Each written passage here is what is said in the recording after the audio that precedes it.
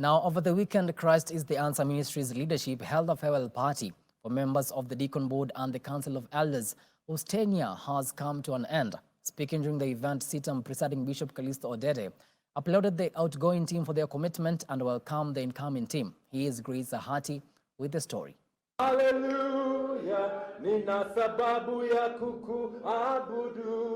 The outgoing Council of Elders are Elder Don Odera, who was the secretary to the council, and Elder Teresia Fiu. Outgoing Deacon Board members include Deacon George Asoyo, Deacon Christine Ojera, Deacon Catherine Wahome, and Deacon Esther Chengo. Those joining the Elders Council are Elder Emily Chengo and Elder Agnes Omolo, while the incoming Deacon Board members include Deacon James Masinde, Deacon Margaret Wainaina, Deacon Joseph Muliaro Wafula, and Deacon George Morara Ondonga. Speaking during the farewell event, the exiting members recalled the major highlights during their term and some of the challenges they encountered. Just the workings of the church, the cohesion, the pulling together, the focus on the vision.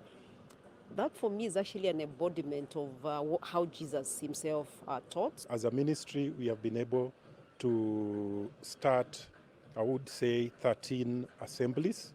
And it's simply because the Deacon Board and the Council of Elders work in a very smooth way. So we are able to take our ministry forward. My experiences, they've been wonderful, mixed, of course. They've been ups and downs, but mostly glorious. They also encouraged the new members to trust in God, do everything as unto the Lord, and work as a team. It's God who has chosen them and identified them and located them from where they were serving, maybe within the assemblies.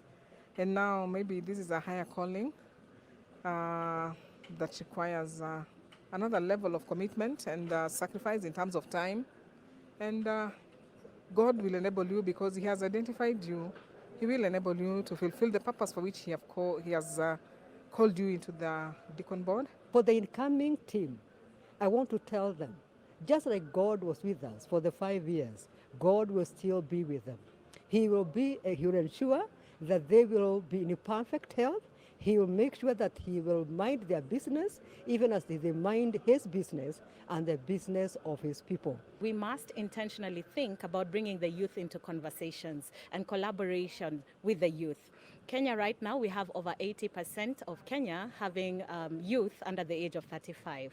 So we have to ask ourselves, how are we intentionally including the youth in the conversation? Head of Media at Hope Media, Dismas Makanda, who noted that Hope Media works closely with Council of Elders and Deacons leadership, appreciated the exiting members for their solid decisions that have contributed to Hope Media's growth. Our board is constituted from members from a Deacon Board, and therefore the knowledge and the wisdom that comes from the Deacon Board trickles down to the media board, which runs the entire media house.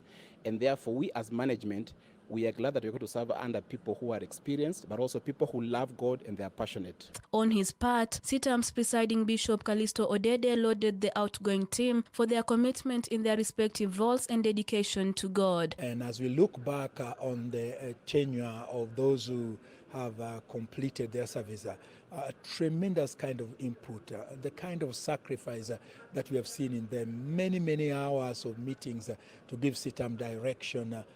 Sometimes even when we feel like we are getting a little tired, but just to see their hearts and their commitment has continued to give me even encouragement. Reporting for Hope TV Newswatch, I'm Grace Ahati.